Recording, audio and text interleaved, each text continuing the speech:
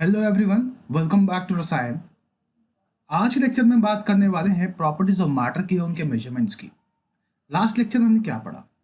Last lecture में हमने matter के नेचर के बारे में पढ़ा, ठीक है, एंड हमने इसकी क्लासिफिकेशन समझी। जिसने ये लेक्चर मिस किया, फर्स्ट टाइम मेरे लेक्चर पे आ रहा है, आपको प्लेलिस्ट में मिल जाएगा। तो आज के लेक्चर में हम क्या बात करने वाले हैं? आज के लेक्चर में हम बात करेंगे प्रॉपर्टीज ऑफ मैटर की और उनके मेजरमेंट्स की, ठीक है। देखिए, अगर मैं सब्सटेंसेस की बात करूं, मैटर की बात करूं, तो हर सब्सटेंस, हर मैटर एक यूनिक और एक कैरेक्टरिस्टिक प्रॉपर्टी शो करता है, ठीक है। हर मैटर की अपनी प्रॉपर्टी है, अपने ही एक कैरेक्टरिस्टिक प्रॉपर्टी मैटर को कैरी करता है। हम उन सभी प्रॉपर्टी को दो तरह से क्लासिफाई करते हैं। एक है आपका फिजिकल प्रॉपर्टी, एक है आपका केमिकल प्रॉपर्टी, ठीक है। हम समझने की कोशिश करेंगे कि ये फिजिकल प्रॉपर्टी क्या है और केमिकल प्रॉपर्टी क्या है। ऐसी प्रॉपर्टी, ऐसी कोई भी प्रॉपर्टी जिसको ऑब्जर्व करते वक्त उस पर्टिकुलर सब्सटेंस की आइडेंटिटी में कोई चेंज ना आए, उसको हम क्या बोलते हैं? फिजिकल प्रॉपर्टी, ठीक है। तो no new substance is formed when you observe any physical property, ठीक है। Please remember this. Chemical property की बात करूं तो ये प्रॉपर्टी ऐसी प्रॉपर्टी है जिसको ऑब्जर्व करते वक्त नया सब्सटेंस बनता है, ठीक है। सब्सटेंस की आइडेंटिटी में चेंज आ जाता है। आप सभी ने फिजिकल चेंज और केमिकल चेंज पढ़ाई है। It is just like that only. Physical change में कोई नया सब्सटेंस नहीं बनता, केमिकल चेंज में नया सब्सटेंस बनता है। जब भी फिजिकल प्रॉपर्टी आप ऑब्जर्व करते हो, बहुत लिटिल एनर्जी इन्वॉल्व होती है। However when you observe chemical property, large energy is involved. Physical property जैसे कि colour, odour, melting point, boiling point, density, इन सभी के ऑब्जर्वेशन में कोई नया सब्सटेंस नहीं बनने वाला है, वो सब्सटेंस किसी और फॉर्म में कन्वर्ट नहीं होने वाला है।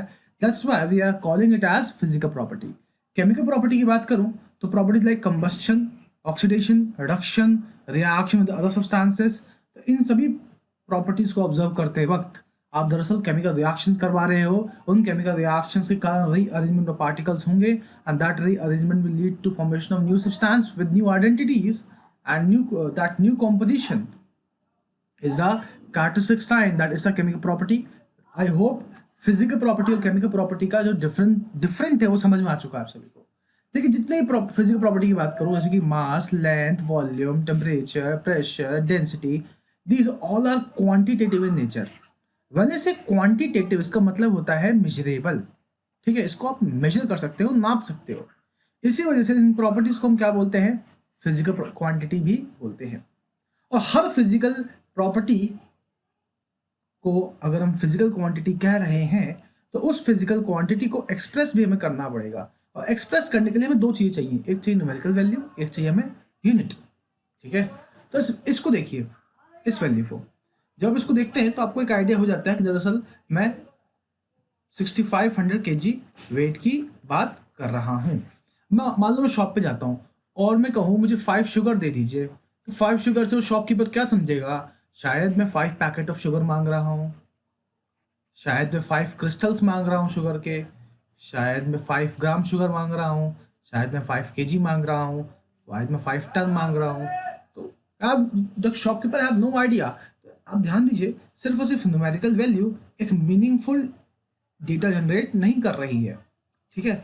तो every physical quantity have two part, numerical value and unit. उसके अगर एक भी मिसिंग है then it's incomplete and it is not meaningful data. तो इसको रिप्रोड्यूस नहीं कर पाएगा, उसके अंदर छुपे हुए इंफॉर्मेशन को एक्सट्रैक्ट नहीं कर पाएगा ऑब्जर्वर। तो you have to express your physical quantity with the two part, that is with numerical value and unit. अब यूनिट क्या होती है? यूनिट बेसिकली स्टैंडर्ड रेफरेंस है जो हम चूज करते हैं, ठीक है, किसी भी फिजिकल क्वांटिटी को मेजर करने के लिए, ठीक है। ऑब्वियसली बात है, जो भी आप कैलकुलेशंस कर रहे हो, जो भी आप मेजर कर रहे हो, we need to provide certain value to that particular calculated value, so we need to define some systems, ठीक है। लेकिन जो आज का सिस्टम आप देख रहे हैं ना, ऐसा सिस्टम आप सभी जानते भी होंगे, ऐसा सिस्टम इतने साइंस से नहीं आया। एक बहुत लंबा प्रोसेस है इस पर्टिकुलर ऐसा सिस्टम के आने का। सबसे पहला जो सिस्टम यूज़ किया जाता था वो था विंचेस्टर सिस्टम। हम इसकी बात नहीं करेंगे, ठीक है। हम बात करेंगे इंपीरियल सिस्टम की, ठीक है।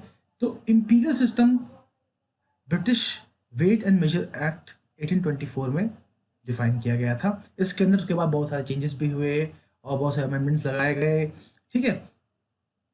अगर आप देखें यहाँ पे तो मैंने एक पर्टिकुलर इंफॉर्मेशन यहाँ पे निकाली है इंपीरियल सिस्टम की, ठीक है। तो आप देख सकते हैं यहाँ पे लेंथ को कैसे मेजर करते थे, वॉल्यूम को कैसे मेजर करते थे, एरिया को कैसे मेजर करते थे और वेट को कैसे मेजर करते थे।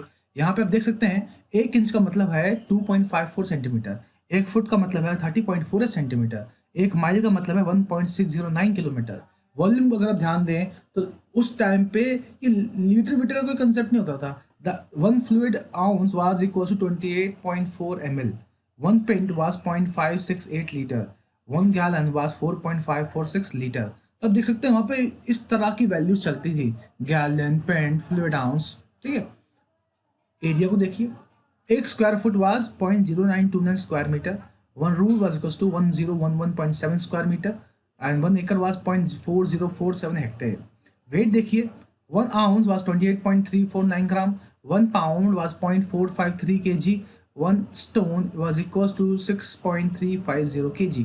तो ये डेटा जो आप देख सकते हैं ना, ये डेटा हर कंट्री अपना अलग अलग बनाती थी, ठीक है। मोरोवर आप खुद देख सकते हैं कि यहाँ कोई रिलेशन समझ नहीं आ रहा हमें कि 1 इंच में 2.54 सेंटीमीटर ही आपने क्यों लिया है, 1 फुट में आपने 30.48 सेंटीमीटर ही क्यों लिया है। तो अगर आप देखें यहाँ पे तो यहाँ कोई स्टैंडर्ड रेफरेंस नहीं दिख रहा है आपको, जस्ट डिफाइंड है ये सारी चीज़ें, ठीक है। तो इस वजह से क्या होता था, बहुत सारे एरर्स होते थे इस सिस्टम के अंदर, ठीक है। क्योंकि सपोज मैं एक मैन्युफैक्चरिंग कंपनी ला रहा हूँ, वहाँ पे मुझे एक टायर बनाना है, ठीक है। अब टायर की जो मेजरमेंट्स हैं, वो अपने अपने अपने इंपीरियल सिस्टम के अकॉर्डिंग करूँगा। मेरे पास जो स्केल रूलर होंगे मैं उसको यूज़ करने वाला हूँ, लेकिन उस स्केलर में जो डिविजन्स हैं उस पर डिपेंड करेगा कि मेरे लिए 1 सेंटीमीटर क्या है।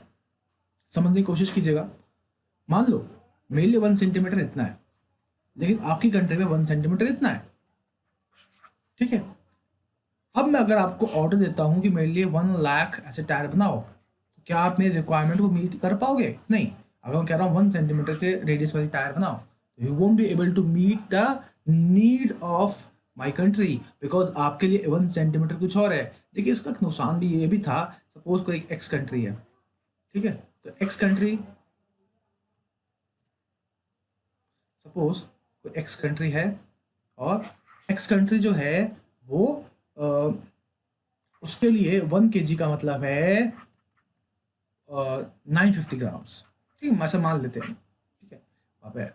और वाई कंट्री है, उसके लिए 1 kg का मतलब है 1100 ग्राम, इतना पर्टिकुलर वेट वो ऐसे लेके चल रहे थे मान लो, ठीक है। अब एक चीज सोचो, जब वाई इससे कुछ खरीदेगा तो वाई को तो नुकसान होगा, लेकिन जब एक्स वाई से कुछ खरीदेगा तो उसको तो फायदा होने वाला है। तो समझ रहे, चीजें स्टैंडर्डाइज नहीं है, ठीक है। तो इसको by the late 20th century, 20वीं शताब्दी के अंत तक हमने इस सिस्टम को छोड़ दिया and we switch to metric system. Bharat ने इस मैट्रिक सिस्टम का कब अडॉप्ट किया? 1957 में। लेकिन आज भी यूके, कनाडा, ऐसी बहुत सारी कंट्रीज हैं जहाँ पे आज भी इंपीरियल सिस्टम धड़ल्ले चल रहा है, ठीक है। अगर आप ध्यान दें तो प्रॉपर्टीज़ में आज भी एरिया, स्क्वायर फुट की बात होती है, एकड़ की बात होती है। आपने देखा होगा our university is spreaded in 100 acre of land. तो बेसिकली वो इंपीरियल सिस्टम की ही एरिया के यूनिट को लेकर आपसे बात करना चाहता है, ठीक है। आपने WWE का गेम भी देखा होगा, उसमें जो रेसलर्स होते थे उनका वेट पाउंड्स में होता था। Here come the undertaker, his weight is this. तो बेसिकली वो पाउंड्स में होते थे। आई यूज्ड टू थिंक यार ये 200 पाउंड है तो इसका वेट 200 किलो का ही है। I used to think like that. तो अगर आपको एक आइडिया नहीं है कि 1 pound is equals to how much, then you won't be able to reproduce it in a meaningful manner. So this system was not standard. This system was so much that depends on the country to country, ठीक है। हर country अपना ही अलग system चला रही थी, ठीक है। तो ये जो आपका जो इंपीरियल सिस्टम था that was not completely good, so we switch to metric system, ठीक है। देखिए मैट्रिक सिस्टम ऐसा नहीं है कि मैट्रिक सिस्टम आया और हीरो बन गया और उसके अंदर वो चेंज नहीं हुए। मैट्रिक सिस्टम जब भी इंट्रोड्यूस हुआ उसके बाद से उसके अंदर ही बहुत सारे चेंजेस हुए और डेवलप किया गया और फर्दर उसको लेकिन सबसे बड़ा जो उसका आधार था ना इंट्रोडक्शन का, वो था ट्रांसनेशनल यूज। ठीक है, so that we can use it across nation. ठीक है, हम डिफरेंट डिफरेंट कंट्रीज में इसको जब हम यूज करें तो वो सेम रहे। ठीक है, after introduction of this metric system our science developed. ठीक है, और ये बहुत फेमस हो गया था हमारे साइंटिफिक कम्युनिटी में, and this developed very fast. ठीक है, तो as far as I am aware, this was introduced in 1791 in a study committee of French Academy of Science। ठीक है, तो उन्होंने ये मेट्रिक सिस्टम इंट्रोड्यूस किया था। तो मेट्रिक सिस्टम के 3 बेस यूनिट थे। पहला था मीटर, फिर था लीटर, फिर था ग्राम। मीटर था लेंथ के लिए, लीटर था वॉल्यूम के लिए और यू कैन से कैपेसिटी, और ग्राम था मास के लिए। ठीक है, देखिए अर्थ के ऊपर मास और वेट सेम होते हैं। ठीक है, आप केमिस्ट्री पढ़ते हो तो आप बेसिकली ज़्यादातर देखिए केमिस्ट्री जो है हम अर्थ के ऊपर पढ़ने वाले हैं। इसमें केमिस्ट्री में ऐसा क्वेश्चन नहीं आएंगे कि आप पहले यहाँ अर्थ पे थे और आपने ऐसा ऐसा मेजरमेंट्स किया, फिर आप चांद पे गए, फिर आपने ऐसे ऐसे मेजरमेंट्स किए। तो केमिस्ट्री में हम जनरली मास और वेट को सेम बोल देते हैं until unless it is mentioned that you are on some other planet। You are required to consider this कि वेट और मास सेम है ऑन अर्थ, लेकिन आप चेंज करोगे, प्लैनेट चेंज करोगे तो ऑब्वियसली बात है मून पे जाओगे तो ऑब्वियसली बात है you will be having different value of weight. Weight is the force experience by object due to gravity, and mass is amount of substance which is present in that particular matter. ठीक है, तो I hope this difference is very clear. देखिए आपने जो base unit लिया, आप उससे उसके बड़े यूनिट्स में भी कन्वर्ट कर सकते हैं उसको, और उससे उसके छोटे यूनिट्स में भी कन्वर्ट कर सकते हैं। ठीक है, तो आप बेस यूनिट से किलो में जा सकते हैं, हेक्टो में जा सकते हैं, डेका में जा सकते हैं, डेसी में जा सकते हैं, सेंटी में जा सकते हैं और मिली में जा सकते हैं। If you want to remember this bigger in smaller units, you can remember this King Henry died of drinking cold milk. ठीक है, तो ये एक थोड़ा सा शॉर्टकट टाइप्स है। ठीक है, मेनेमोनिक्स है, मेनेमोनिक्स जो भी होता है ये, यू कैन रिमेंबर दिस। तो अब हम बात करते हैं इसी बिगर एंड स्मॉल यूनिट्स का कन्वर्जन की। ठीक है, आपका जो बेस यूनिट है दैट इज योर 1। अगर आपको डेका चाहिए तो आप उसको 10 से मल्टीप्लाई कीजिए उस वैल्यू से को। हेक्टो चाहिए तो आप उसको 100 से मल्टीप्लाई कीजिए। किलो का फॉर्मेट चाहिए तो 1000 से मल्टीप्लाई कीजिए। डेसी का फॉर्मेट चाहिए तो 1/10 से कीजिए। सेंटी का चाहिए तो 1/100 का कीजिए। मिली का चाहिए तो 1/1000 का कीजिए। मैंने उन तीनों बेस यूनिट को लेने की कोशिश की है यहाँ पे। ठीक है, सो आई कैन एक्सप्लेन यू कि उसको हम कैसे फर्दर कन्वर्ट कर सकते हैं। Metre is 1 metre. नाउ अगर आप उसको 10 से मल्टीप्लाई करोगे क्या बन जाएगा डेकामीटर। 100 से मल्टीप्लाई करोगे क्या बन जाएगा वो हेक्टोमीटर। 1000 से मल्टीप्लाई करोगे तो क्या बन जाएगा kilometre. So 1000 metre is equals to 1 kilometre. 1 HM is equals to 100 metre and 1 DAM decametre is equals to 10 metre. Similarly अब इस वैल्यू को 1/10 से मल्टीप्लाई करोगे तो क्या बन जाएगा ये डेसीमीटर। ठीक है, तो 1 metre is equals to 1/10 of decimetre. Sorry गलत हो गया। 1 decimetre is equals to 1/10 of metre. ठीक है, सिमिलरली आप 1/100 कर लीजिए, 1/1000 कर लीजिए। ठीक है, ग्राम की बात करें दिस इज योर 1। 10 से मल्टीप्लाई कीजिए 10 हो जाएगा। 100 से मल्टीप्लाई कीजिए हेक्टोग्राम बन जाएगा ये। 1000 से मल्टीप्लाई करेंगे तो क्या बन जाएगा ये 1 kg। ठीक है, सिमिलरली अगर मैं जो भी आपकी वैल्यू है उसको इससे मल्टीप्लाई कर दूंगा दैट विल बी 1 सेंटीग्राम। 1/1000 से कर दूंगा तो that will be equals to 1 milligram. ठीक है, आई होप आपको ये समझ में आया। लीटर की बात करें, लीटर मान लो मैंने आप यूनिट दिया 1। 10 से मल्टीप्लाई करूँगा क्या बन जाएगा डेका लीटर। 100 से करूँगा हेक्टोलीटर। 1000 से करूँगा तो किलोलीटर। Decilitre is 1/10। सेंटी के लिए 1/100। मिलीलीटर के लिए 1/1000। ठीक है, तो 1 millilitre is equals to 1/1000 of litre. I hope this is clear. तो आप बड़े यूनिट से, अगर आप बड़े यूनिट से छोटे यूनिट की ओर आना चाहते हैं तो आप 10 से मल्टीप्लाई करेंगे, और छोटे से बड़े की ओर जाना चाहते हैं तो उसी 10 से डिवाइड करेंगे। तो आप देख सकते हैं यहाँ पे 10 के मल्टीपल्स हैं सारे। एंड आई कैन सी यहाँ पे 10 के मल्टीपल्स में ही जंपिंग हो रही है, which is little bit of logical rather empirical. अगर बात करूँ टाइम की, टाइम का जो बेस यूनिट था दैट वाज सेकंड, ठीक है। And you know that 1 minute have 60 seconds, 1 hour have 60 minutes, 1 day have 24 minutes, 24 hour, 1 week have 7 days, 1 month have 30 or 31 days. In fact, February have 28 days, and in leap year it is 29. 1 year have 12 months, and 1 year have 65 days too. On leap years it is 66 days, ठीक है। अब हम बात करते हैं international system of units की, ठीक है, ऐसा यूनिट, ठीक है। This is the logo. This is the logo of SI unit. You can see here. SI unit को हम सिस्टम है इंटरनेशनल भी बोलते हैं फ्रेंच में, ठीक है। एक तरह का मॉडर्न मैट्रिक सिस्टम है, एक तरह का ये मॉडर्न मैट्रिक सिस्टम है। इसमें 7 बेस फंडामेंटल यूनिट्स लिए गए हैं, वो मैं आपको दिखा दूं। ये हैं, पहला है टाइम, जिसका यूनिट है सेकंड। सेकंड है लेंथ, उसके यूनिट है मीटर। मास का यूनिट है किलोग्राम। इलेक्ट्रिक करंट का यूनिट है एम्पेयर। थर्मोडायनामिक टेम्परेचर की यूनिट है केल्विन। अमाउंट ऑफ सब्सटेंस की यूनिट है मोल। और ल्यूमिनस इंटेंसिटी की यूनिट है कैंडेला, ठीक है। आई होप ये क्लियर है। सेकंड इसका सिंबल, यूनिट सिंबल है that is small s, and metre का है स्मॉल एम। किलोग्राम का है स्मॉल के and small G. Ampere have capital A, kelvin have capital K, mole have MOL। This is very important, please do remember. Unit में E नहीं है और नाम में ई है, बच्चे कई बार यूनिट में भी ई चिपका देते हैं, तो please take care of that, ठीक है। Candela have CD। This is dimensional analysis symbol, तो जब भी आप फिजिक्स में डायमेंशन एनालिसिस करोगे तब ये यूज करने वाले, ठीक है। तो आई होप आपको ये 7 बेस यूनिट समझ में आए। और इन सेवन फंडामेंटल यूनिट, जब मैं फंडामेंटल बोल रहा हूँ ना, तो इसका मतलब ये है ये इंडिपेंडेंट है, ये किसी से डराइव नहीं हुए हैं। 7 फंडामेंटल यूनिट्स, इनको यूज करके हम n number of derived units बना सकते हैं, ठीक है। तो these derived units are n number, infinite बना सकते हैं हम, that depends on what you are studying. तो और रिप्रोड्यूसल भी होता है, आप इजीली इन्हें कनेक्ट भी कर पाओगे, ठीक है। अब देखिए जो आपका जो भी आपका ऐसा यूनिट है, ठीक है, इसमें एक आपका ऐसा यूनिट ऐसा है जिसमें प्रीफिक्स ऑलरेडी यूज किया हुआ है, that is mass.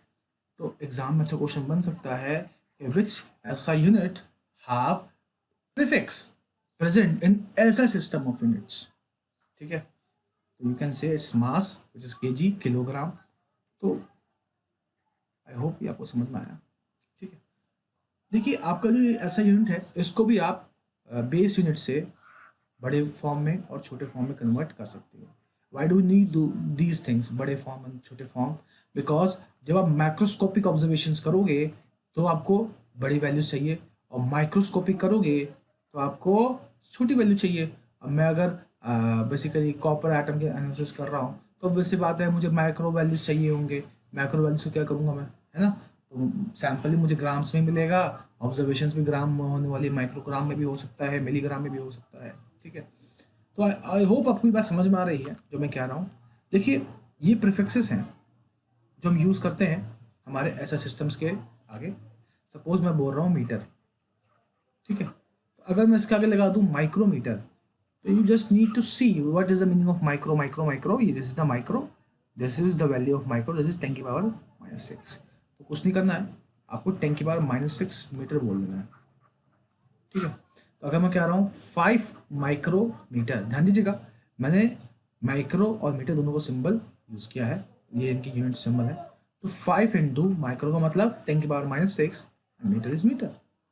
You can see how you can use this prefix to find out the meaningful data hidden behind these symbols.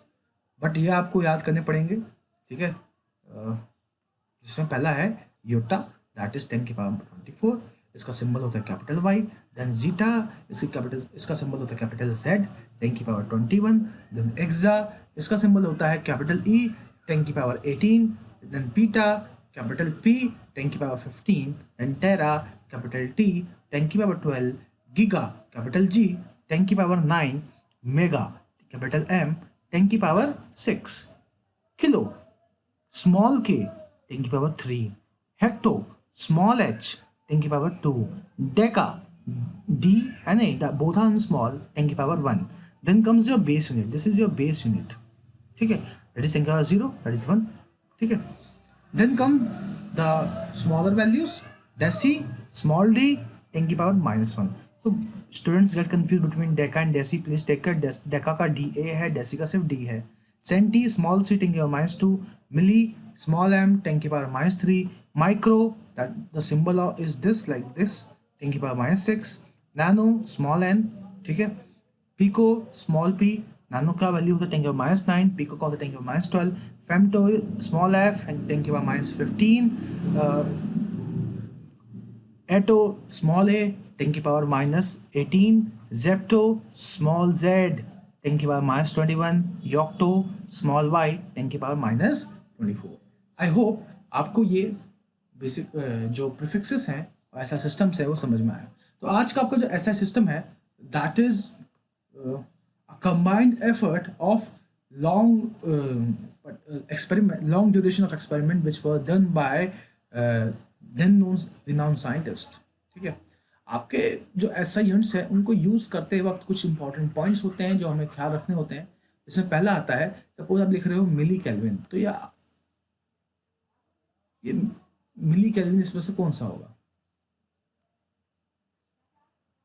ठीक है, ये आपका मिली केल्विन होगा. So this is your milli kelvin. ठीक है, इसका मतलब क्या? देखिए यहाँ पे स्पेस है, इसका मतलब है मीटर केल्विन. ठीक है, इसका मतलब स्पेस है तो मीटर केल्विन. जब दो यूनिट इस तरह से लिख रहे हैं डिफरेंट तो उनके बीच में डॉट होगा या स्पेस होगा, लेकिन अगर स्पेस नहीं छोड़ा तो this will be considered as prefix. Similarly अगर मैं बात करूँ, जब हम कई बार होता है ऐसा कि हम मोल लिख देते हैं, ये गलत है. ठीक है, प्लीज टेक कर स्क्रीन होती है MOL. सिमिलरली हम कभी कभी लिखते हैं जूल पर मोल, ये गलत हो गया. या तो आप पूरा वर्ड लिखिए या पूरा सिंबल यूनिट सिंबल लिखिए. ठीक है, या तो आप लिखिए जूल पर मोल, ये सही है.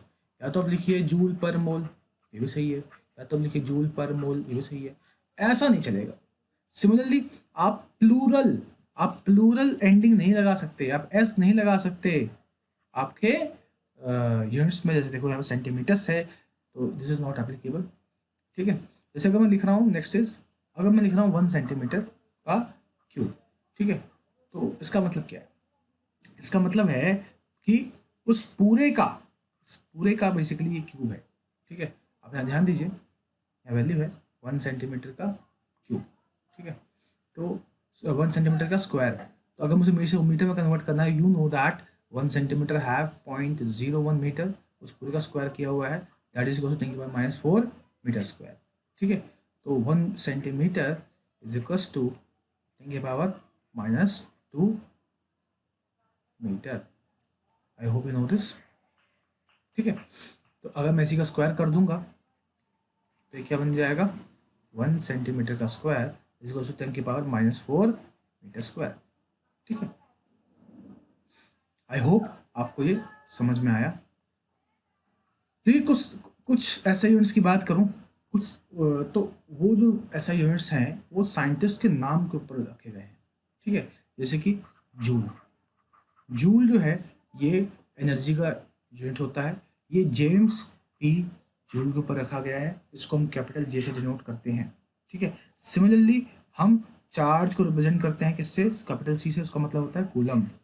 ठीक है, so these are named after renowned scientists which have done pioneer work in the related field. ठीक है, आई होप आपको ऐसा सिस्टम का एक आइडिया हो चुका है. अब हम कुछ बात कर लेंगे कुछ कॉमनली यूज्ड क्वांटिटीज की. इसमें पहला आता है आपका मास. आप सभी जानते हैं mass is basically amount of matter present in it. And weight क्या है? Weight is basically the force exerted on an object by pull of gravity. ठीक है, धरती पे अब है तो हमारे लिए कोई फर्क नहीं पड़ता. ठीक है, केमिस्ट्री में खास तौर से नहीं पड़ता, लेकिन हाँ फिजिक्स वाला सर के सामने ऐसा मत बोलना कि दोनों सेम है. और केमिस्ट्री वाले सर ने बोला नहीं, ऐसा नहीं है, दोनों सेम नहीं है. It is a kind of force experienced by an object, ये amount of matter present in that particular substance. ठीक है, आप याद रखना आपका जो मास होता है इसकी यूनिट होती है केजी. ठीक है, also remember it's a conversion. 1 kg is equals to 10 to the power 3 gram is equals to 10 to the power 6 milligram that is equals to 10 की power 9 microgram.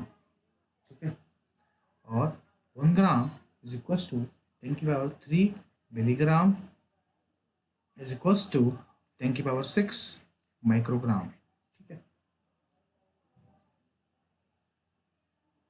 Similarly 1 milligram is equal to 10 की power 3 microgram. ठीक है, I hope आपको ये relation समझ में आई. Volume की बात करें, वॉल्यूम क्या है? Volume is the amount of space occupied bye an object. ठीक है, और इसकी यूनिट क्या होती है? अगर इसकी यूनिट की बात करूँ तो लेंथ का क्यूब. ठीक है, लेंथ की यूनिट सिंबल है वो क्या है? मीटर. तो मीटर का क्यूब. तो बेसिकली अगर मैं इसका और अच्छा डेफिनेशन दूँ तो ये हो जाएगा the amount of space occupied by a cube having each edge of 1 metre. तो अगर मैं 1 मीटर का क्यूब अज्यूम कर लूँ, ठीक है, दिस 1 मीटर क्यूब जो भी स्पेस ऑक्यूपाई कर रहा है, जो भी इसका वॉल्यूम है, that will be the definition of this particular volume. ठीक है, आपको कुछ डेटा दे देता हूँ. 1 liter is equals to 1 decimeter cube and 1 milliliter is equals to 1 centimeter cube. Then 1 liter is equals to 1000 ml, or you can say 1000 centimeter cube is equals to 1 decimeter cube. I hope आपको idea हुआ volume का. बात करूँ volume के measurements की तो बहुत तरह के हमारे पास डिवाइसेस होते हैं, जैसे कि ग्रेजुएटेड सिलेंडर है, पिपेट है, ब्यूरेट है, वॉल्यूमेट्रिक फ्लास्क है. ठीक है, हमारा एक जनरल नोशन बना हुआ है कि हम बोलेंगे बीकर से नाप लेंगे. नहीं, हर चीज़ बीकर से नहीं नाप सकते. ठीक है, और शायद बहुत सारे हमें खुद मुझे ही स्कूल टाइम तक बीकर बस 10 तक तो मुझे वही बीकर एक समझ में आता था कि हाँ बीकर कुछ होता है. तो आप जब केमिस्ट्री लैब में जाओ, try to learn the name of apparatus which are present there, that will help you be more technical in chemistry. ठीक है, डेंसिटी की बात करूँ, डेंसिटी का फॉर्मूला होता है मास पर यूनिट वॉल्यूम. किसी एक पर्टिकुलर वॉल्यूम में कितना मास प्रेजेंट है उसी को हम वो क्या बोलते हैं? डेंसिटी. अब जानते हैं मास की यूनिट क्या है? केजी. वॉल्यूम की यूनिट क्या है? मीटर का क्यूब. तो इसकी यूनिट क्या बन जाएगी डेंसिटी की? KG metre cube. You can say it's a derived unit. ठीक है, सिमिलरली एरिया की बात करूं तो एरिया क्या होता है? Length into breadth. दोनों एक तरह का लेंथ नाप रहे हैं. Metre into metre is equals to metre का स्क्वायर. ठीक है, तो अगेन आप देख सकते हैं यहाँ पे ये इसकी यूनिट बन गई. टेम्परेचर की बात करूं तो टेम्परेचर क्या होता है? टेम्परेचर होता है डिग्री ऑफ हॉटनेस और कोल्डनेस ऑफ अ बॉडी. ठीक है, तो ये बॉडी कितनी गर्म है कितनी ठंडी है वो बताता है आपको टेम्परेचर. 3 स्केल हम यूज़ करते हैं, Celsius scale, kelvin scale, Fahrenheit scale. तो हमारे पास केल्विन है, डिग्री सेल्सियस है और डिग्री फ़ारेनहाइट है. आप इसको कन्वर्ट कर सकते हैं आपस में. ठीक है, these are interconvertible with the help of some formulas. Those formulas are degree Fahrenheit is equals to 9/5 degrees Celsius plus 32. This is this from first formula, and second is Kelvin is equals to degree Celsius plus 273.16. तो I hope आपको temperature का scale भी समझ में आया. ठीक है, अब डिराइव्ड यूनिट्स की बात करूँ तो बहुत सारे डिराइव्ड यूनिट हो सकते हैं, जैसे कि फोर्स की बात करूँ, प्रेशर है, वेलोसिटी है, डेंसिटी है, एरिया है, दिस ऑल आर प्रेजेंट. तो हम इसको कैलकुलेट कर सकते हैं हमारे स्टैंडर्ड एसआई सिस्टम्स को यूज़ करके. आई होप आपको ये क्लास समझ में आई. एंड अगर आपको ये क्लास समझ में आई, अगर आपको एसआई सिस्टम्स का आइडिया हुआ, conceptual clarity I, do like my video, do share with your friends, do let them know that something is there which can help them. ठीक है,